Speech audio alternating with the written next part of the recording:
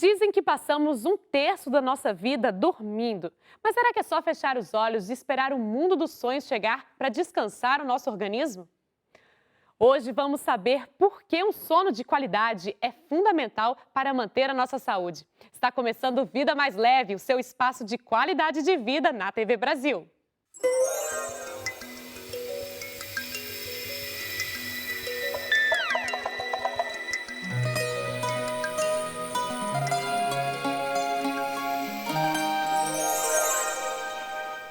Trabalhe enquanto os outros dormem. Essa é uma frase motivacional bem conhecida, mas será que dormir é um tempo desperdiçado? O que acontece durante o sono? Especialistas dividem o tempo em que passamos dormindo em 4 fases. A primeira, N1, é o sono leve, do início do relaxamento. Ainda temos consciência do ambiente em volta e é fácil despertar.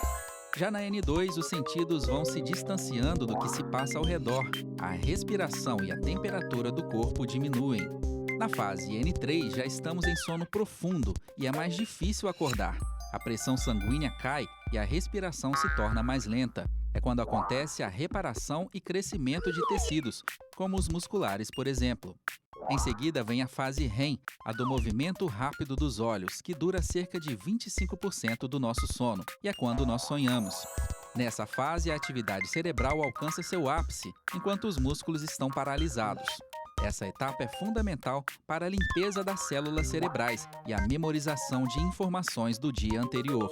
Entre os adultos, esse ciclo de 4 fases dura entre 90 e 110 minutos e pode se repetir até 5 vezes em um sono saudável. O tempo que passamos dormindo, longe de ser um tempo inútil, é fundamental para mantermos a saúde. E para conversar conosco sobre a saúde do nosso sono, convidamos Mônica Anderson, que é biomédica, pesquisadora e diretora do Instituto do Sono, que faz parte da AFIP, Associação Fundo de Incentivo à Pesquisa. Obrigada, Mônica, pela sua presença. Eu que agradeço, Carol, pelo convite. Vamos começar tentando entender o que é considerado um sono saudável.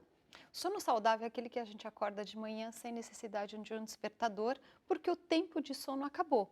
Se você precisa de 6 horas ou 8 horas e meia, depende de cada um de nós. Só que o sono bom é aquele que a gente acorda de manhã se sentindo disposto para um dia melhor. Gente, é muito raro para muita gente, né? Ai, hoje em dia, Carol, nessa sociedade frenética que a gente não para, até os americanos denominaram de uma sociedade 24/7, porque a gente funciona 24 horas por dia, 7 dias por semana. Mônica, e quando a gente fala de sono pesado e sono leve, né, as pessoas se dividem nisso. São problemas ou são simples características do sono de cada São um? características, Carol, porque o sono ele tem uma parte mais profunda mesmo, que são algumas ondas cerebrais que lentificam o nosso cérebro, que acontece mais na primeira parte da noite. Na segunda parte da noite, a gente sonha muito e o cérebro fica muito ativo. Não diria que é um problema, e sim uma característica de algumas pessoas terem o sono mais superficial e outras um sono mais profundo. Agora, a gente escuta muito falar das preciosas 8 horas de sono, né? Esse número, ele realmente é um número que atende todas as pessoas ou tem gente que com 3 horas de sono pode se sentir bem? Você disse se a quantidade de horas atende ou não. Essa é a frase perfeita para a gente entender o quanto que o sono é importante para cada um de nós. Nós temos aquilo que nós chamamos de pequenos dormidores, pessoas que se satisfazem com menos de 6 horas por noite. Gente, olha. E outras, que nós somos os grandes dormidores, pessoas que precisam mais de 9 horas de sono por noite. Importante entender que a maior parte da população dorme entre 7 e 8 horas. Tem que tomar cuidado que às vezes a mídia vende esse número mágico 8 que você mencionou, o que não é verdade para algumas pessoas. Uma pessoa que precisa de 6 horas e meia, ela fica tentando almejar essas 8 e nunca vai conseguir, porque o desenho dela não é de 8 horas. E uma pessoa que às vezes precisa de 9 horas e meia vai se sentir preguiçosa, o que não é de verdade. Deus, todo mundo dorme ali 8 horas, acorda Cada bem. um de nós tem um tempo ideal de sono. Mas isso muda ao longo da vida? Muda. Nós nascemos com 16, 18 horas de sono em 24 horas, que é um bebezinho quando ele nasce. É A mãe vê verdade. ele no berço, todo mundo vai lá visitar, né? E o bebezinho está sempre dormindo. Com o avançar da idade, a gente vai diminuindo. Uma criança de 8 anos deveria dormir em média de 10 a 11 horas por noite. Nós, na vida adulta, Como eu falei, algumas 6, 8, 9 horas por noite. E na terceira idade, no envelhecer, a gente precisa de menos horas de sono, mas por volta de 5 a 6 é recomendado pelo menos. Mônica, antes da gente continuar a nossa conversa, vamos saber mais sobre o Instituto do Sono lá em São Paulo, que é onde você faz suas pesquisas, né? É diretora também, e são tratadas questões relativas à saúde do dormir. A nossa equipe conseguiu saber até como funciona um exame de polissonografia. Vamos ver. O Instituto do Sono é uma das instituições da Associação Fundo de Incentivo à Pesquisa, a FIP. E nesse setor que nós temos de sono, nós nos tornamos o primeiro do mundo em produção científica no tema sono. Em outras palavras, ninguém no mundo produz mais artigos de conhecimento geral sobre sono do que nós no Instituto do Sono. O que nós podemos fazer quando o indivíduo se queixa de algum distúrbio de sono é trazê-lo para o Instituto do Sono e fazer um exame de noite inteira que nós chamamos de polissonografia, ou seja, um registro de múltiplas variáveis durante a noite. Coloca-se eletrodos no indivíduo sobre, por exemplo, o escalpo aqui, outras medidas respiratórias, movimento ocular, é indolor, não tem nenhum prejuízo ao indivíduo. Ele passa a noite aqui dormindo e a gente pode monitorar como é esse padrão de sono. No dia seguinte, o médico dá um laudo e ele pode levar para o seu especialista para dar o diagnóstico e assim o tratamento devido. Mônica, o Instituto do Sono tem uma área que pesquisa os padrões de dormir da população brasileira, né? Conta pra gente mais sobre isso. Nós já fizemos 4 estudos populacionais na década de 80, 90, 2007 e terminamos agora recentemente a 4ª edição do que a gente chama de Episono, estudos epidemiológicos da cidade de São Paulo, que certamente é representativa para outras grandes cidades, por exemplo, Rio de Janeiro. E o que vocês têm aprendido com esses números? Eu acho que a primeira grande alerta que nós descobrimos é que o brasileiro não está dormindo tão bem como a gente imaginava. Carol, 1/3 das mulheres tem insônia e 1/3 da população de São Paulo tem aquilo que a gente chama de apneia obstrutiva do sono, Olha só, que são as pausas respiratórias durante o sono, muitas delas associadas ao ronco. Isso é gravíssimo, porque se você soma 1/3 da população feminina com insônia e 32% da população com apneia, é um problema de saúde pública. A gente viu também sobre o exame da polissonografia. Ele é o único exame que consegue medir a qualidade do sono? Vamos lá, a gente pode medir o sono de forma objetiva e aí sim a polissonografia mede números, como que essa pessoa dormiu em cada uma das suas fases. E a polissonografia nada mais é que é uma análise de múltiplas variáveis biológicas durante o sono e ela te dá esses números objetivos. A pessoa dormiu, por exemplo, 87% da noite, você pode dizer quanto tempo a pessoa levou para dormir e quanto cada uma das fases. E tem avaliação subjetiva que é feita com questionários. Por exemplo, se eu te perguntar, Carol, como você acha que foi sua noite de sono de ontem para hoje? Eu diria que foi muito curta, primeiramente.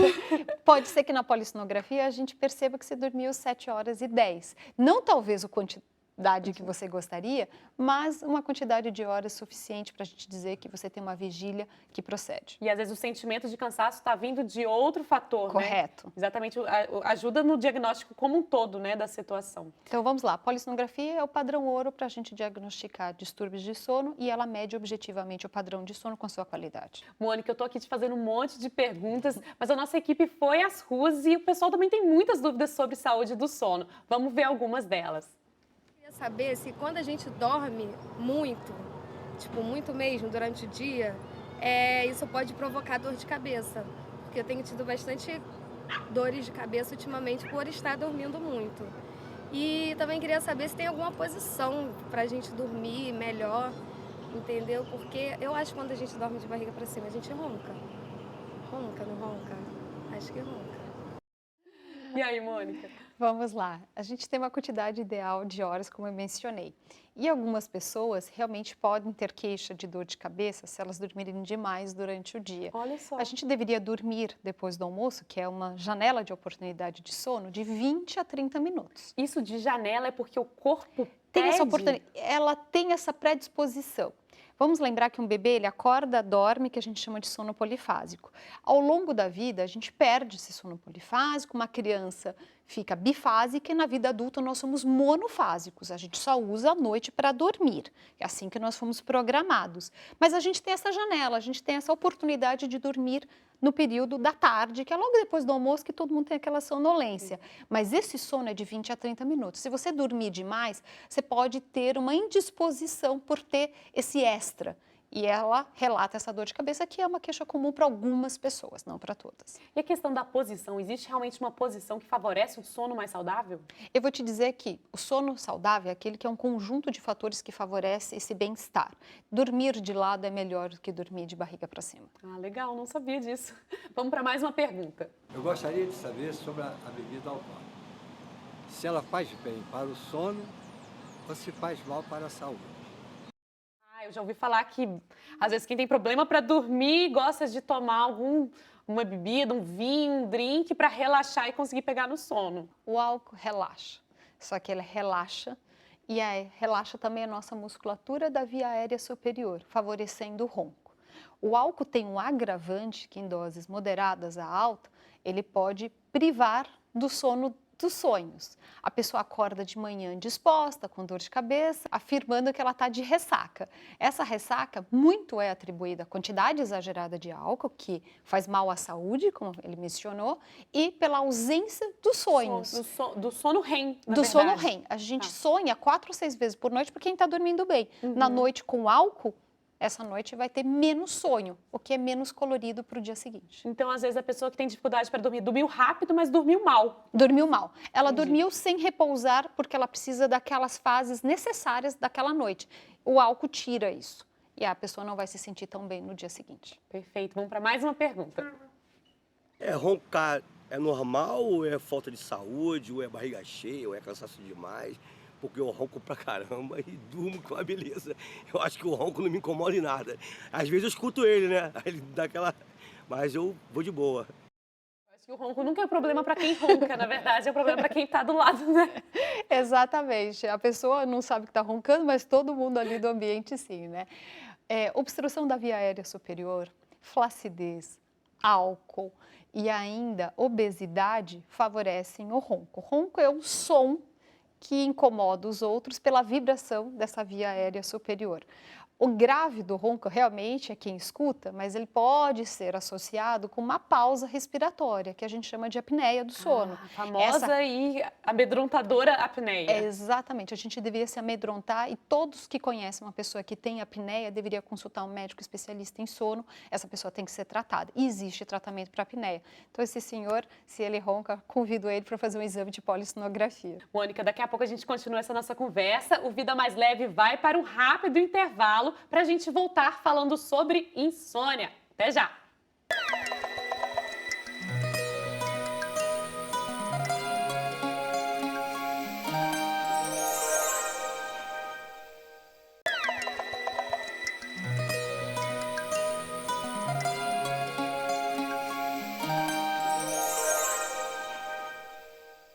Estamos de volta com Vida Mais Leve, falando sobre saúde do sono. E quem está conosco para esclarecer o assunto é Mônica Anderson, biomédica e pesquisadora do Instituto do Sono, uma unidade da Associação Fundo de Incentivo à Pesquisa, a FIP. Agora, Mônica, eu queria te convidar para a gente conhecer a história da jovem Roberta Medon, que enfrenta a insônia há anos. Vamos ver. Desde pequena, eu ficava acordada até de madrugada, meu pai ficava vendo desenho comigo, vendo Pica-Pau, vendo esses desenhos assim. Eu sempre tive problema de dormir desde pequena. Começou a me prejudicar bastante na época do ensino médio, porque eu estava ansiosa com esse negócio de Enem, eu comecei a namorar, então vários fatores me levaram a ter problema de insônia e eu comecei a trocar o dia pela noite. Eu estudava de manhã e o horário que era para eu estar indo para o colégio era o horário que eu estava indo dormir. E aí começou a me prejudicar muito no colégio e eu tive que procurar ajuda. Quando eu fico muito tempo sem dormir, eu sinto muita dor no rosto, dor na cabeça. Eu fico sem apetite também, começo a comer menos. Atrapalha muita coisa. Tentar dormir e os pensamentos não deixarem você dormir. Aí eu viro para um lado, viro para o outro, levanto, tomo água, sento um pouco na sala, volto e não consigo dormir, aquela coisa, e os pensamentos não... Fica agitado, teu corpo fica cansado, mas a sua cabeça tá a mil. e, tipo, esse conflito e não deixa a gente dormir, tipo, fica angustiada. Aí vê as horas passando, quando vê já tá de manhã e eu não consegui dormir. Eu fico virando a noite toda, de um lado pro outro e nada. É um dia que eu saio e eu faço tudo, mas parece que eu não tô ali. Parece que é, tipo, sei lá, um zumbi. Eu tô em outro estado, a minha mente tá em outro lugar e não trabalha junto. Eu tenho que ficar tomando café pra me manter acordada. E com dor de cabeça, apetite também lá embaixo. Afeta todas as outras funções também. É um dia perdido, não rende nada o dia. É um dia perdido. Eu comecei a perder muita aula e começou a atrapalhar nos meus estudos. E aí eu busquei uma profissional para poder me ajudar nessa parte aí. Então eu fiz aquele exame que você fica deitado com os fiozinhos conectados, né? Aí tu passa uma noite no hospital lá, que a médica recomenda. Fiz tomografia também. E aí, a partir disso, comecei a tomar remédio específico para insônia, para ansiedade e para insônia. Porque aí a minha médica na época descobriu que a minha insônia é causada pela minha ansiedade.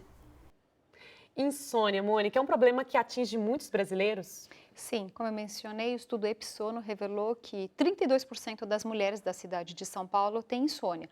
A insônia é uma característica mais das mulheres, assim como distúrbios de sono, ronco e apneia acontece mais nos homens, mas há homens com insônia. A gente pode até atribuir alterações hormonais ao longo da vida da mulher como um dos fatores, mas a gente sabe que não é só isso. Na sociedade que a gente vive, Carol, a cada momento a gente tem uma notícia bombástica, seja economia, seja política, seja desastres naturais. O estresse está sempre ali, né? O estresse é o pior inimigo para o sono. Porque se você está estressado, você tem um aumento do hormônio de estresse, que a gente chama de cortisol, que inibe a ocorrência do sono. Para a gente dormir bem, a gente tem que ter redução do hormônio de estresse. Assim a gente diminui a ansiedade e tem uma noite melhor de sono. E como é que são os caminhos para o tratamento da insônia? É sempre o caminho de ressignificar o sono ou existem medicamentos que agem diretamente? Como é que é? Eu gostei que você disse ressignificar o sono. Primeiro, procurar um especialista em sono, certificado pela Associação Brasileira de Sono, para ter certeza que esse profissional vai saber ajudar esse paciente. Depois a gente tem que entender se a causa pode ser tratada de forma farmacológica, seria medicamentos, ou de uma forma comportamental. Mas eu diria que boa parte da população, se corrigir algumas medidas para induzir o sono, ela já vai dormir melhor, que a gente chama de higiene do sono. Perfeito, Mônica, porque eu já ia te chamar para a gente ver aqui de forma ilustrada, literalmente, esse quarto aqui, para a gente tentar pensar em maneiras de mudar nossos hábitos, né, para alcançar um sono de maior qualidade. A gente está vendo um quarto aqui com vários elementos, né? O que a gente pode ver aqui que está errado, que vai prejudicar um sono de qualidade? Então vamos lá. Vamos imaginar o estudante chegando em casa. O ideal seria fazer atividade física. Chegando em casa mais ou menos que horas da noite? Já está escuro? Se tu imaginar hoje na sociedade, Carol, todo mundo chega por causa do transporte público, que não funciona tão bem, lá pelas umas 7, 8 da noite. Isso. Eu diria fazer atividade física quando a pessoa chega em casa. Não deixar para fazer muito perto na hora de dormir. Não, porque aí o exercício aumenta a temperatura, que pode prejudicar o início do sono. Olha, então, ó... Ou de vamos manhã, deixar. se a pessoa conseguir, ou na hora do almoço, uma corridinha aqui na maravilhosa cidade do Rio de Janeiro, correr na praia ou fazer alguma atividade física. Aí fazer os seus estudos. Sim. E alimentação de qualidade. Ai, a gente viu, ó, tem um Frutas. chocolatezinho aqui. Então, chocolate eu diria deixar bem para o final de O semana. açúcar não é bom, lógico, hora nenhuma, a gente escuta muito falar. E à noite, o que pode acontecer para quem está querendo pegar no sono, comer um doce, um chocolate logo antes de O problema não dormir? é nem tanto o açúcar, é a quantidade de comida. Ela deve ter uma alimentação balanceada. E aí eu diria para a gente, né, ter essas recompensas cerebrais com açúcar mais no final de semana e durante a semana mais frutas, legumes, proteínas e carboidrato. Alimentação saudável faz um sono saudável também.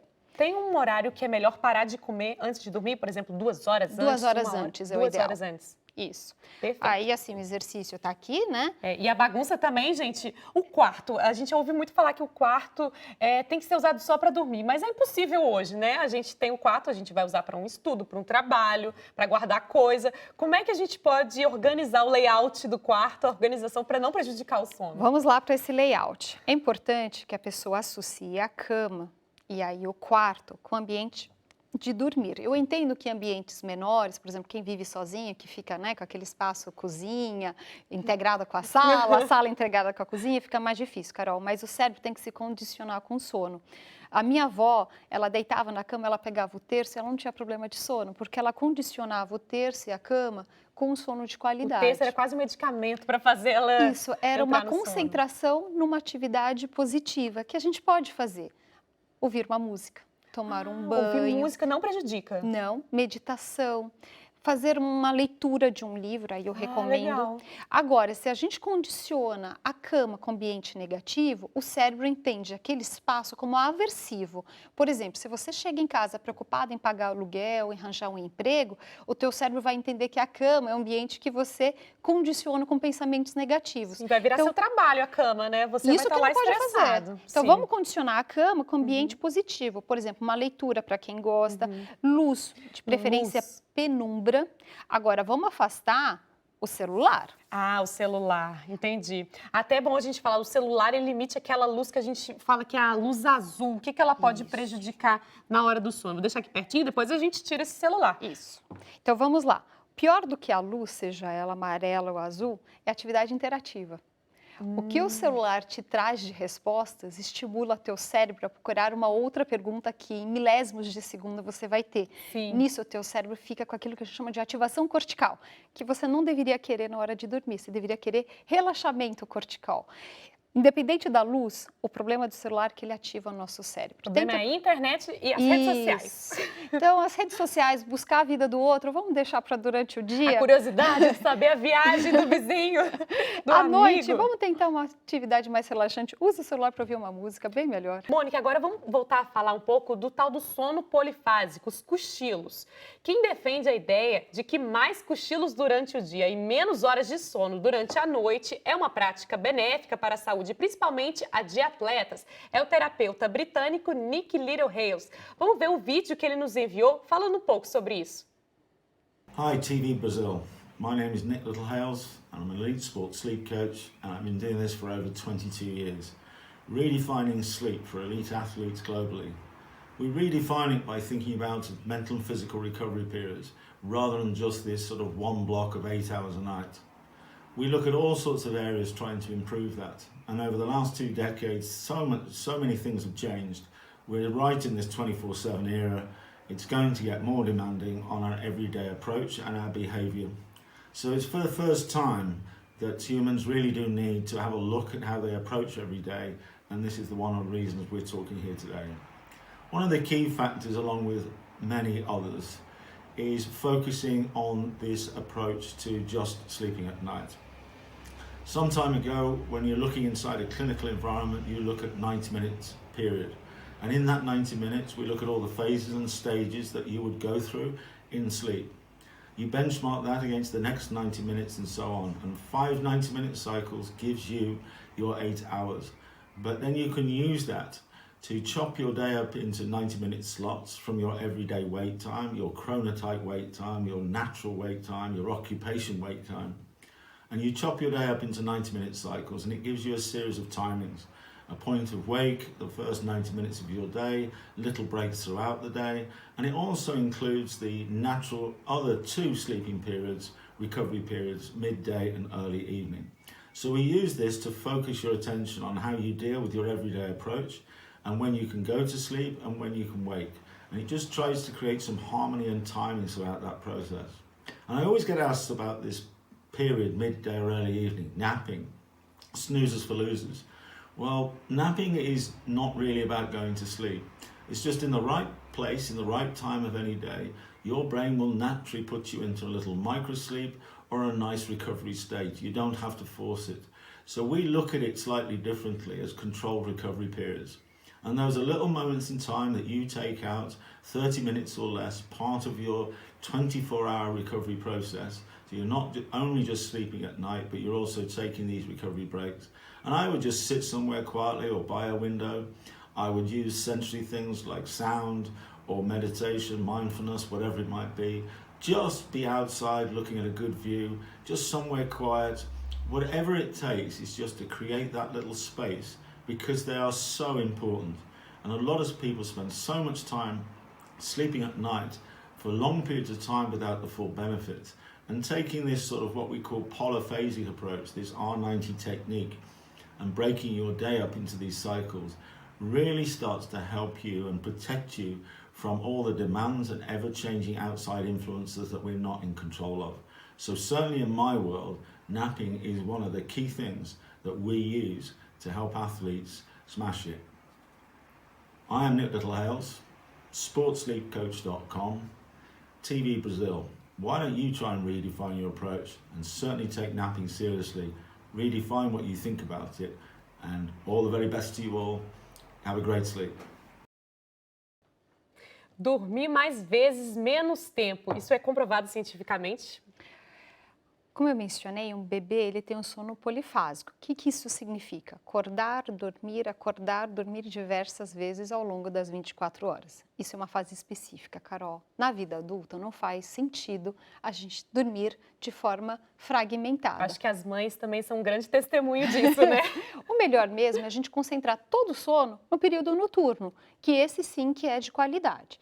Vamos lembrar que existem pessoas matutinas, aquelas que adoram amanhã, acordam, vão correr na praia de Copacabana. Sem dificuldade, não precisa pôr o despertador Nada. tocar 3 vezes, né? A pessoa está animada. feliz, ele lava roupa e está feliz e vai trabalhar sorridente. Há outras que são assim à noite, pessoas que curtem a noite. Ouvir uma música, sair com os colegas, são as pessoas vespertinas. Então é normal que tenha essa diferença entre as pessoas. A maior parte das pessoas, a gente diz que são indiferentes, são aquelas que se acomodam até acordar às 8 horas da manhã, 7 se for necessário, e se precisar ficar até de madrugada, elas também ficam. A maior parte da população, então, é indiferente, mas nós temos os matutinos, turma da manhã, e a turma da noite, os vespertinos. Ou seja, às vezes aquele adolescente que quer chegar tarde na escola e está falando que ele é vespertino, ele pode estar com a razão. Ele está com a razão, porque na adolescência realmente há uma fase que ele quer dormir mais tarde. E com isso ele acaba acordando mais tarde. Para a infelicidade dos pais, né? Que acham que aquele filho está preguiçoso, ele não está preguiçoso. Não quer estudar, não quer fazer nada, quer ficar dormindo. Ele quer realmente ficar até mais tarde. O que poderia ser positivo é as escolas entrarem, fazerem os alunos mais velhos, né, os adolescentes, entrando mais tarde. Fazer uma criança acordar 10 para 6 da manhã, entrar na escola às 7, metade do cérebro dela ainda está dormindo. Isso pode prejudicar o desenvolvimento cerebral dela, de alguma maneira? Eu diria que pode prejudicar o desempenho cognitivo, a memória dela, atenção, mais relatos de depressão. O importante é a criança estar bem, seja ela de 5 anos, de 15, e nós também. Para os pais, eles vão ser mais felizes se o filho deles, adolescente, voltar da escola animado. Sim, e não com sono. E aprendeu, né? Gastou o tempo para aprender com um aprendizado de qualidade, né? Tem um trabalho nos Estados Unidos que mostra que se adiar o horário das escolas em pelo menos 30 minutos, essa escola começava às 8, começaram às 8h30, as crianças se sentiram bem melhor. Gente, olha que legal. Bem, Mônica, muito obrigada. Eu que agradeço, pela sua presença, Carol. Aprendi muito. Espero que o pessoal aí de casa também tenha gostado. Bem, o Vida Mais Leve sobre saúde do sono fica por aqui. A gente se vê no próximo programa. Tchau, tchau.